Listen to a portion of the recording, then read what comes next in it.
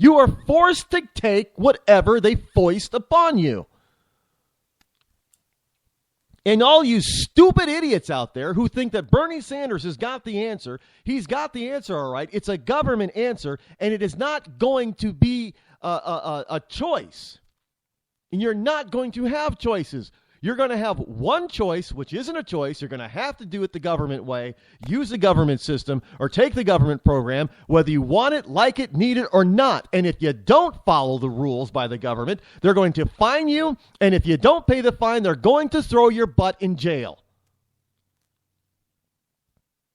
And they're going to say, well, it was for your own good. Yeah. Look, you think you're going to get some free stuff because Bernie Sanders said that this should be free and that should be free. I know that Obama was out there last night on the State of the Union address saying the same damn thing about needing people needing something for free. First 2 years of college, community college should be free. Why should community college be free?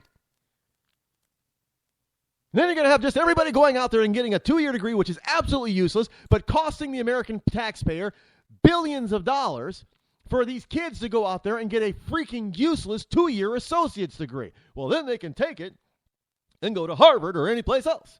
And then you're going to say, because you're already talking about, well, the cost of, we got to attack the cost of education.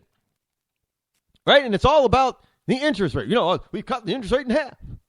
We got it down. Now we got to attack the cost, and we should, government solution, give it to somebody for free, which automatically means, just like healthcare, the price is going to skyrocket. We can't, look, I've always said this, free's too damn expensive. We cannot afford free. And I see all these people on the internet, especially on Facebook, and they tell, well, Denmark has got free college, and Sweden's got free college, and Germany's got free college for everybody. Yeah, and those same damn countries that they're touting that have all this free stuff have some of the highest income and business taxes in the world. It's not free. What is it? Finland's got a 70% marginal tax rate, income tax rate. You're giving 70 cents of every dollar you make in Finland to the government so you can get free everything. What are you, crazy? That's insane. And even if we had that type of tax system here in this country, everybody's paying 70%, it still would not cover the cost annually of everything that Bernie Sanders and these other Democrats want to do.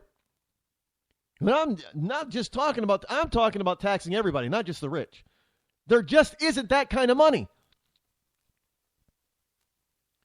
Especially when you take competition out of it and you have the government running everything.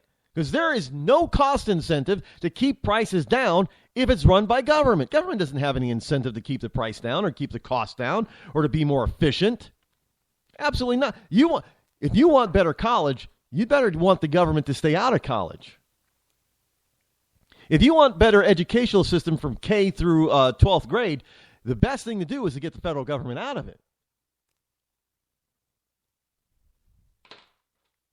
If you want your state to have better roads, the best thing to do is to tell the federal government to stop stealing the state's money and then giving it back, parceling it out so they can build their roads. Let the state handle 100% of it. They'll do a hell of a lot better job than the federal government is doing. Well, in most states anyway. Massachusetts, I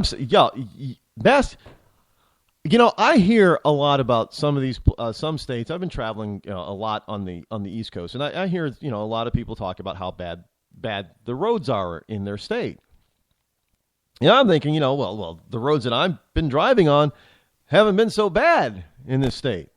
And I hear the same thing up here in New Hampshire. They talk about the roads, but then they stop complaining about the roads because really the road system in New Hampshire is good. But then they start attacking the things. Well, we have all these bridges that are deficient or subpar. Surface-wise, the driver can't see the bridge. We can see the surface, and the surface looks great. surface is smooth, it's nice, it's intact. We can't tell that the rest of the underbelly of it is falling apart. So they're telling us now that the bridges in New Hampshire, a lot of the bridges in New Hampshire are falling into the dangerous subpar category, and they need some repair, and that's going to take a lot of money. Okay, great, fine. But in the meantime, the surface roads are very nice. Now, you get into pockets in certain, urban areas in certain cities. Yeah, they got some problems. But hell, you go down to Massachusetts, man. They're constantly working on the roads down there, and the roads are still like crap. And it seems like they work on the same roads over and over again while ignoring some others. There's a particular route that goes, it goes basically from the Keene area down into Gardner, Massachusetts area. I forget what, I think like Route 32 or something like that. All they seem to do is you get a pothole and they seem to just like throw this patch on it. The road is posted for 55. You can't do more than 30 because that's how bad the road is, and they will not fix it. It's just, it's like an obstacle course. The last time I drove that road, literally. And they got it posted for 50 or 55 in certain places. You can't do more than 30. And that's in Massachusetts, and that's not the only place. Massachusetts roads is, as far other than the highways, the roads in Massachusetts are awful. But yet they're constantly working on them. Every freaking year, it's the same stretch of road that they seem to be working on. At least every other year. And I'm not making this up. You ask people who drive for a living or drive regularly or commute regularly in Massachusetts, and they take the same routes, they'll tell you the same thing. They'll be driving one day, and they'll think, well, okay, they're fixing the road. And it'll take them all season to do a small stretch. March to November. All that time. And then it'll be done, and they'll think, okay, this is nice. So you go that next summer, that's nice road. And then they're back the following year. And the driver's like, they just fixed this 2 years ago. Why are they back here? And they got the road all torn up again to repair it. They just did it 2 years ago. Literally. Because I found out a lot of times when stuff like that happens, it's because the federal government has given them the state money to do certain types of repairs in certain areas, and they have to spend the money or they lose it. Why the hell would you waste your money on... You're complaining about bridges falling down. You're complaining about other highways and other roadways that are decrepit and substandard. But yet the federal government is dictating where the state is going to spend the money, and if they don't spend the money then and there, the way the federal government says that they have to spend it, they're not going to get the money. So the state, like a bunch of idiots, is going to say, well, geez, we better use the money then, or we're just going to lose it. We're not going to have it anymore. Well, it's kind of useless to waste the money on something that you don't need it for. I don't... This is the whole point of having a federalist system, that the federal government should be extremely weak when it comes to matters of the state. Now, I'm not talking when it comes to matters of national importance. Defense is one. Federal government needs to be very strong in those areas. But when it comes to the domestic agenda within each and every state, the federal government should have no business poking its nose in there. They sure as hell shouldn't be taking money out of the states and only to dole it back with strings attached. That's the most ridiculous system I've ever heard of. Who does that? But last night we heard the president talk about, hey, everything's the strongest economy we've had in years. On what planet could he possibly believe that this economy is so strong? What planet? I don't know. You try to figure it out, and you just can't.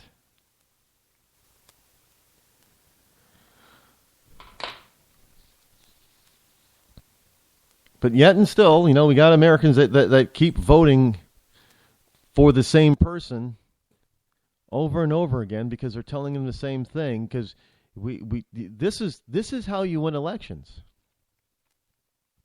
You be the guy who offers more free stuff. Be the guy who offers the most free stuff. How do you think Bernie Sanders has such a following? Do you think it's because of his national or his international policy? What he believes that the military should and should not be doing? Oh, no. Do you think it's about really taxing the rich guy? I hear everybody talking about, to get the rich to pay their fair share. That's not it. That's not it. Bernie Sanders says that you should get something free from the federal government because the federal government should be in control of it, and how we're going to pay for it, because everybody's smart enough to ask about, how are you going to pay for it? Well, then when they ask, how are you going to pay for that, Bernie then sends out a bunch of sound bites saying we're going to get the rich to pay their fair share. Why? Because the rich have rigged the game against everybody else. The economy's rigged, jobs are rigged, this is rigged, that's rigged, and you, because you're such a little guy, you can't get in on the action of the rigged game. So I'm going to unrig the rigged game and rig it in the favor of the federal government, and then I'm going to tax the hell out of the rich, and everybody's like, yay, take it away from them. And then he's saying, then I'm going to give you free stuff, but the problem is he has no way to pay for all that free stuff. But when you ask these wonderful acolytes of his, how are you going to pay for that? The rich are already broke because you're paying for this. How are you going to pay because they're paying for this program? How are they going to pay for this program? The rich, no, you didn't hear me. The rich no longer have money because you've taxed the hell out of them to pay for this program. So that program's paid for. There's no more money from the rich. They're done. They're broke. You bankrupted them. How are you going to pay for this program? They still say the rich. No, you stupid idiot. You've bankrupted the rich. They have no more money. They're no longer rich. They've paid for this free program. Now you've got this free program. How are you going to pay for it? And they'll always say, there's always going to be rich. And you know what? They're absolutely right, because when there are no more millionaires, because they've been taxed into oblivion, then the 100,000-aires are now the rich people. And when you tax them into oblivion, who's left? The middle class, those people making $50,000, $60,000, $70,000 a year. Those will now be rich people. Do not doubt me. That's how it works. That's how it always works. Trickle down does work. It works both in a positive way and in a negative way, especially when it comes to government taxation. Because government always realizes, even though they tell you one thing, they realize that the reality of the real numbers tells them that there's only so much available from the so-called rich. So in order to increase their revenue, they have to lower the standard of what it is to be rich. Which is why when we saw back in 2007, 2008, and 2009 that Obama and Biden and the left could not agree upon a number of what it was to be rich. I mean, it got down to be so low as $150,000 a year. Joe Biden said it. Go back and listen to it. $150,000 is rich. Now, I can tell you that most people who earn $150,000 or close to it do not think that they're rich. And as a matter of fact, depending on the location that you live in, like New York City or San Francisco, $150,000, that because of the cost of living in those cities, is really middle class, like the rest of America earning $50,000. That's not rich. But that's who the government is going to come after they've taken the money from the truly rich. Because there won't be any place else to go. If you already start at the top and you obliviate the top, where do you go from there? Up? No, there is no up. The only place you can go is down or backwards. And that means you stupid little idiotic kids who don't understand economics 101.